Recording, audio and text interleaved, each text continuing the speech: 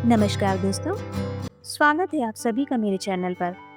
आइए सुनते हैं हिंदी के प्रसिद्ध साहित्यकार मोहन राकेश जी के द्वारा लिखी गई कहानी वारिस। मोहन राकेश जी बहुमुखी प्रतिभा के साहित्यकार थे। उपन्यास, कहानी, नाटक, संस्मरण, निबंध, आलोचना आदि अनेक विधाओं में उन्होंने लिखा। नाटककार के रूप में तो हिंदी रंगमंच को उनका योगदान क्रांतिकारी माना गया है, लेकिन उनकी रचनात्मकता का जो उत्कर्ष कहानियों में दिखाई देता है, ये शायद ही किसी दूसरी विधा में हो। तो आइए शुरू करते हैं कहानी।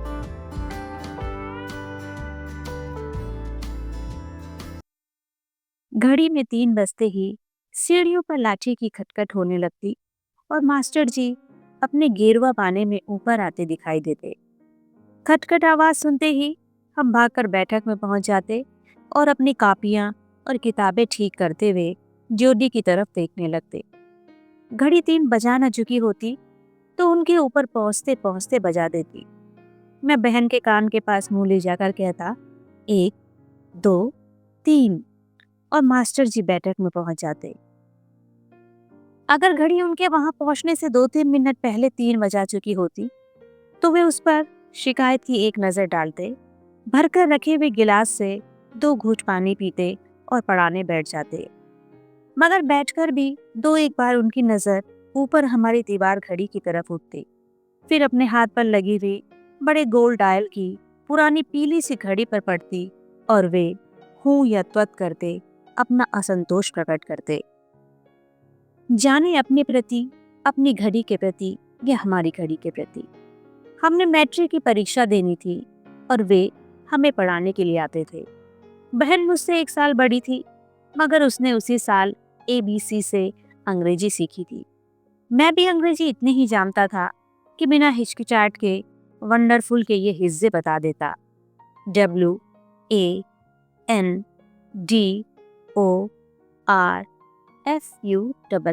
वंडरफुल।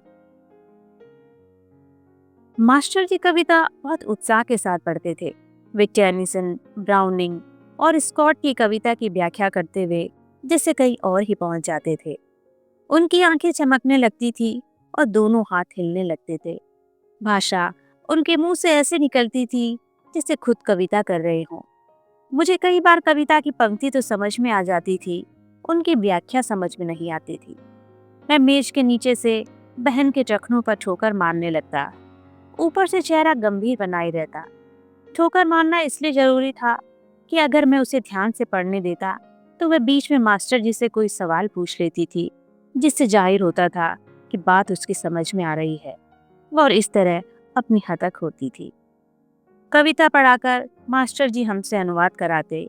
अनुवाद के पैसेज वे किसी किताब में से नहीं देते थे, ज़बानी लिखाते थे। उनमें कई बड़े बड़े शब्द होते थे जो हमारी समझ में ना आते थे। वे लिखाते, भावना जीवन की हरियाली है, भावना विहीन जीवन एक मरुस्थल है जहाँ कोई अंकुर नहीं फूटता। हम पहले उनसे भावना की अंग्रेजी पूछते, फिर अनुवाद करते।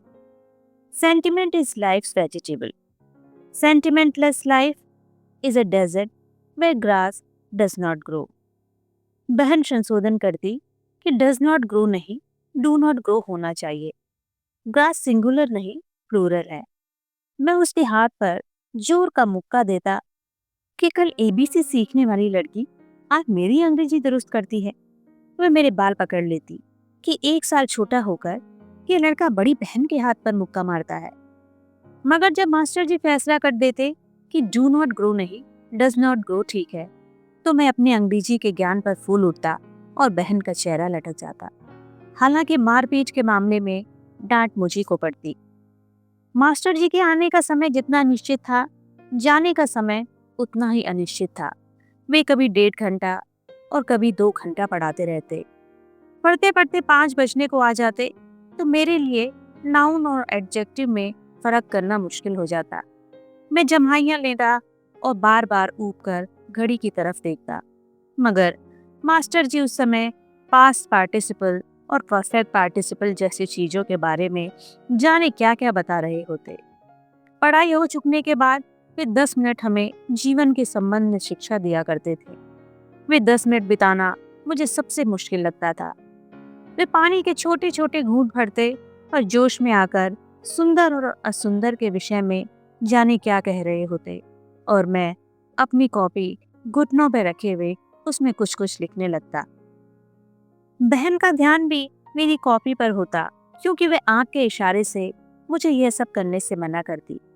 तभी वह इशारे से धमकी देती कि मास्टर जी से मेरी शिकायत कर देगी, तो मैं आंखों ही आंखों में उसकी खुशामद कर लेता।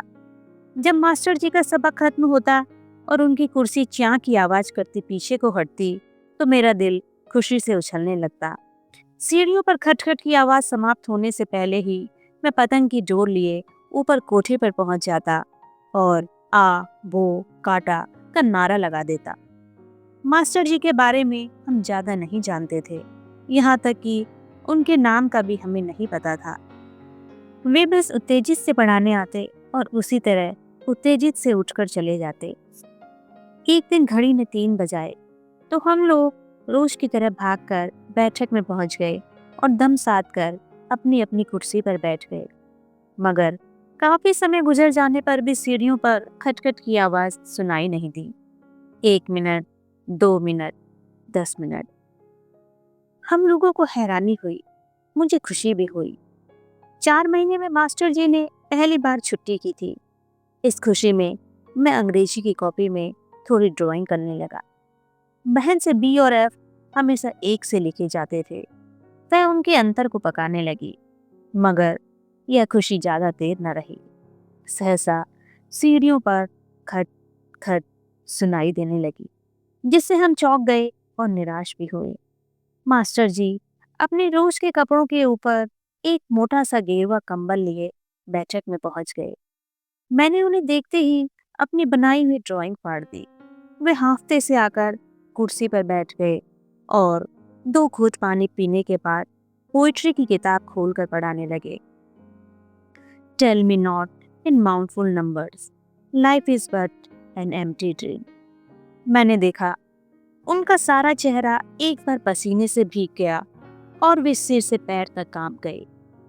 कुछ देर वे चुप रहे, फिर उन्होंने गिलास को छुआ मगर उठाया नहीं। उनका सिर झुककर बाहों में आ गया और कुछ देर वहीं पड़ा रहा। उस समय मुझे ऐसा लगा जैसे मेरे सामने सिर्फ कंबल में लिपटी हुई एक गांठ ही पड़ी हो।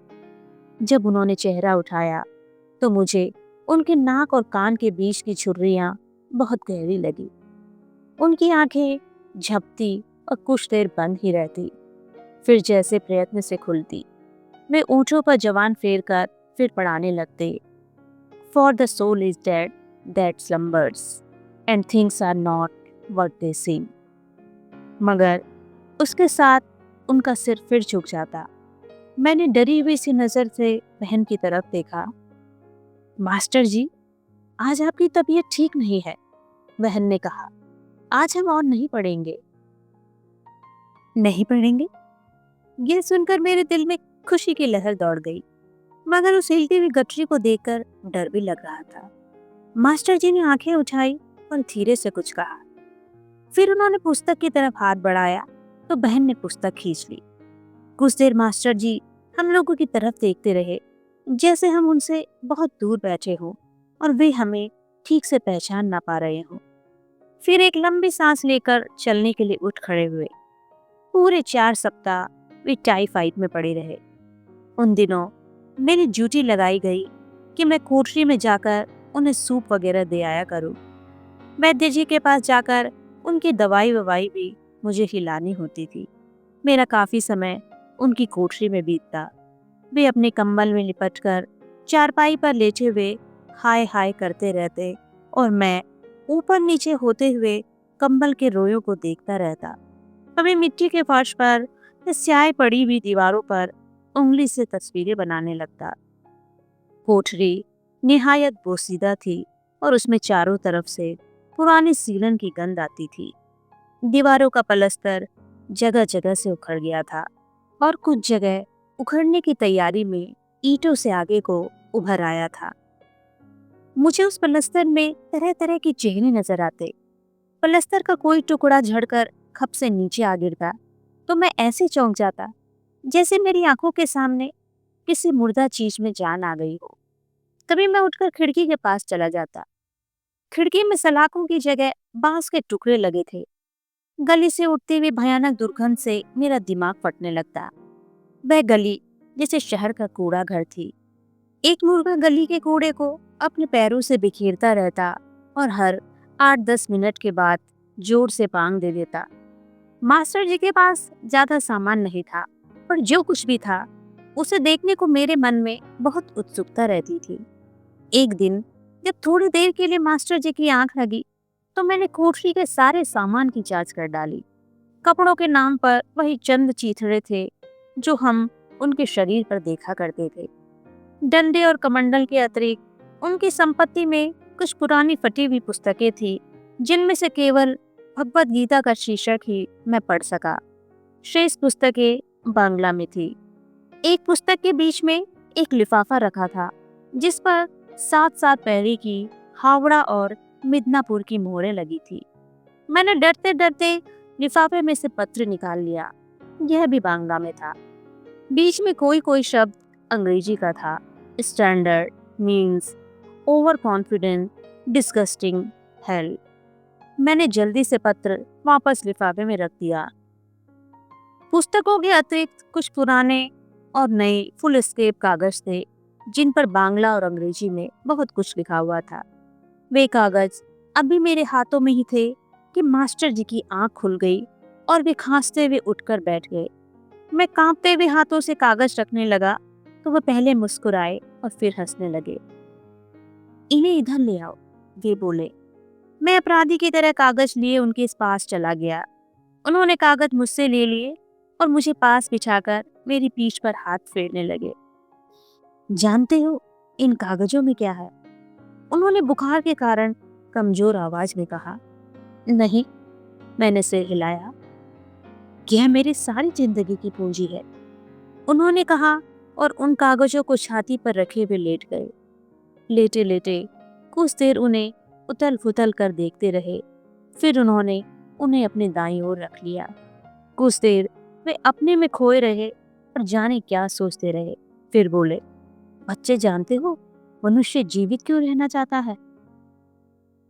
मैंने सिर हिला दिया कि नहीं जानता। अच्छा, मैं तुम्हें बताऊंगा कि मनुष्य क्यों जीवित रहना चाहता है और कैसे जीवित रहता है। मैं तुम्हें और भी बहुत कुछ बताना चाहता हूँ, मगर अभी तुम छोटे हो। जरा बड़े होते तो। खैर, अब भी जो कुछ बता सकता हूँ जरूर बताऊंगा। तुम मेरे लिए मेरे बच्चे की तरह हो। तुम दोनों दोनों ही मेरे बच्चे हो। उन्होंने मेरा हाथ पकड़ लिया। मेरा दिल बैठने लगा कि वे जो कुछ बताना चाहते हैं उसी समय न बताने लगे, क्योंकि मैं जानता था कि वे जो कुछ बताएंगे वे ऐसी मुश्किल बात होगी कि मेरी समझ में नहीं आएगी। समझने की कोशिश करूंगा तो कई मुश्किल शब्दों के अर्थ सीखने पड़ेंगे। मेरा अनुभव कहता था कि शब्द खुद जितना मुश्किल होता है, उसके हिस्से उससे भी ज्यादा मुश्किल होते हैं। हिस्सों से मैं बहुत घबराता था, मगर उस समय उन्होंने कुछ नहीं कहा, सिर्फ मेरा हाथ पकड़कर लेटे रहे। अच्छे होकर वे जब फिर हमें पढ़ाने आने लगे तो उन्होंने कहा कि अब वे अंग्रेजी के अतिरिक्त हमें थोड़ी थोड़ी बांग्ला भी सिखाएंगे, क्योंकि बांग्ला सीखकर ही हम उनके विचारों को ठीक से समझ सकेंगे। अब वे 3 बजे आते और 5:30 बजे तक बैठे रहते। मैं 3:30-4 बजे ही घड़ी की तरफ देखना आरंभ कर देता और जाने किस मुश्किल से वह सारा वक्त करता। उनकी 2 महीने की जी तोड़ मेहनत से हम भाई बहन इतनी बांग्ला सीख पाए कि एक दूसरे को बजाय तुम के तुम ही कहने लगे। वह कहती, तुम ही मेरी कॉपी का वर्का मत फाड़ो, और मैं कहता, तुम ही बकवास मत करो। हमारी इस प्रगति से मास्टर जी बहुत निराश हुए और कुछ दिनों बाद उन्होंने हमें बांग्ला सिखाने का विचार छोड़ दिया। अनुवाद के लिए अब वे पहले से भी मुश्किल पैसेज लिखाने लगे, मगर इससे सारा अनुवाद उन्हें खुद ही करना पड़ता। उस माध्यम से भी हमें बड़ी बड़ी बातें सीखने का प्रयत्न करके जब वे हार गए तो उन्होंने एक और उपाय सोचा। वे फुल स्केप कागज बीच में ही आधे आधे फाड़ कर उन पर दोनों ओर पेंसिल से अंग्रेजी में बहुत कुछ लिखकर लाने लगे। बहन के लिए वे अलग कागज लाते और मेरे लिए अलग। उनका कहना था कि वे रोज उन कागजों को हमको एक एक नया विचार देते हैं, जिसे हम अभी चाहे ना समझे, बड़े होने पर जरूर समझ सकेंगे। इसलिए हम उन कागजों को अपने पास संभाल कर रखते जाए। पहले 6-8 दिन तो हमने कागजों को बहुत संभाल कर रखा, मगर बाद में उन्हें संभाल कर रखना मुश्किल होने लगा। अक्सर बहन मेरे कागज कहीं से गिरे हुए उठा लाती और कहती कि कल वे मास्टर जी से शिकायत करेगी। मैं मुंह बिचका देता। एक दिन मैंने देखा अलमारी में सिर्फ बहन के कागज ही तय किए गए हैं, मेरा कोई कागज नहीं है। चारों तरफ खोज करने पर भी जब मुझे अपने कागज नहीं मिले तो मैंने बहन के लिए सब पुलिंदे उठाकर फाड़ दिए। इस पर बहन ने मेरे बाल नोच लिए, मैंने उसके बाल नोच लिए। उस दिन से हम दोनों इस ताक में रहने लगे कि कल मास्टर जी के दिए हुए एक कागज दूसरे के हाथ लगे तो वह उन्हें फाड़ कर फेंक दे। मास्टर जी से कागज लेते हुए हम चूर आंखों से एक दूसरे की तरफ देखते और मुश्किल से अपनी मुस्कुराहट दबाते। मास्टर जी किसी किसी दिन अपने पुराने कागजों के पुलिंदे साथ ले आते थे और वहीं बैठकर उनमें से हमारे लिए कुछ हिस्से नकल करने लगते थे। हम दोनों उतनी देर कॉपियों पर इधर उधर के रिमार्क लिखकर आपस में कॉपियां तब्दील करते रहते। उधर मास्टर जी वे पुलिंदे हमारे हाथों में देकर सीढ़ियों से उतरते, उधर हमारी आपस में छीना झपटी आरंभ हो जाती और हम एक दूसरे के कागज को मसलने और नोचने लगते। अक्सर इस बात पर हमारी लड़ाई हो जाती कि मास्टर जी एक को 18 और दूसरे को 14 पन्ने क्यों दे गए हैं। परीक्षा में अब थोड़े ही दिन रह गए थे। पिताजी ने एक दिन हमसे कहा कि हम मास्टर जी को अभी से सूचित कर दें कि जिस दिन हमारा अंग्रेजी का बी पेपर होगा उस दिन तक हम उनसे पढ़ते रहेंगे। मगर उसके बाद उस दिन मास्टर जी के आने के समय तक हम आपस में झगड़ते रहे कि हम में से कौन उनसे ये बात कहेगा। आखिर 3 बज गए और मास्टर जी आ गए। उन्होंने हमेशा की तरह घड़ी की तरफ देखा, त्वत की आवाज के साथ सिर को झटका और पानी का एक घूंट पीकर पोइट्री की किताब खोल ली। हम दोनों ने एक दूसरे की तरफ देखा और आंखें झुका ली। मास्टर जी, बहन ने धीरे से कहा। उन्होंने आंख उठाकर उसकी तरफ देखा और पूछा कि क्या बात है, उसकी तबीयत तो ठीक है। बहन ने एक बार मेरी तरफ देखा, मगर मेरी आंखें जमीन में धसी रही। मास्टर जी, पिताजी ने कहा है, और उसने रुकते रुकते बात उन्हें बता दी। क्या मैं नहीं जानता? माथे पर त्योरियां डालकर सहसा उन्होंने कड़े शब्दों में कहा, मुझे ये बताने की क्या जरूरत थी। और वे जल्दी जल्दी कविता की पंक्तियां पढ़ने लगे। Sheets of night were falling fast when through an alpine village passed a youth। सहसा उनका गला भर आया। उन्होंने जल्दी से 2 घूंट पानी पिया और फिर से पढ़ने लगे। Sheets of night were falling fast। उस दिन पहली बार उन्होंने जाने का समय जानने के लिए भी घड़ी की तरफ देखा। पूरे 4 बजते ही वे कागज समेटते हुए उठ खड़े हुए। अगले दिन आए तो आते ही उन्होंने हमारे परीक्षा की डेट शीट देखी और बताया कि जिस दिन हमारा बी पेपर होगा उसी दिन वे यहाँ से चले जाएंगे।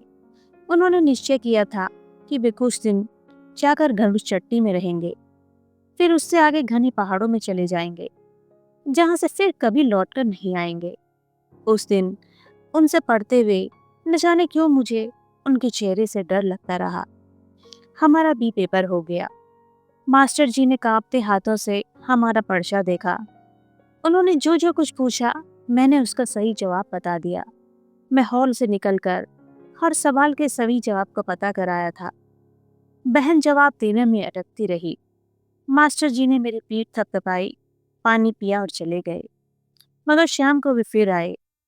पिताजी से उन्होंने कहा कि वे जाने से पहले एक बार बच्चों से मिलने आए हैं। हम दोनों को अंदर से बुलाया गया। मास्टर जी ने हमसे कोई बात नहीं की, सिर्फ हमारे सिर पर हाथ फेरा और अच्छा कहकर चल दिए। हम लोग उनके साथ साथ ज्योति तक आए। वहां रुककर उन्होंने मेरी ठोड़ी को छुआ और कहा, अच्छा मेरे बच्चे। और कांपते हाथों से उन्होंने किसी तरह अपना भूरा सा फाउंटेन पेन जेब से निकाला और मेरे हाथ में दे दिया। रख लो रख लो, उन्होंने ऐसे कहा जैसे उसे लेने से इनकार किया हो। बहुत अच्छा तो नहीं है, मगर काम करता है। मुझे तो अब इसकी जरूरत नहीं पड़ेगी। तुम अपने पास रख छोड़ना या फेंक देना। उनकी आंखें भर आई थी, इसलिए उन्होंने मुस्कुराने का प्रयत्न किया और मेरा कंधा थपथपाकर खटखट सीढ़ियों पर उतर गए। बहन स्पर्धा की दृष्टि से मेरे हाथ में उस फाउंटेन पेन को देख रही थी। मैंने उसे अंगूठा दिखाया और पेन खोलकर उसकी नीब की जांच करने लगा, मगर उसके कुछ ही दिन बाद वह नीब मुझसे टूट गया और फिर वह पेन भी जाने कहाँ खो गया।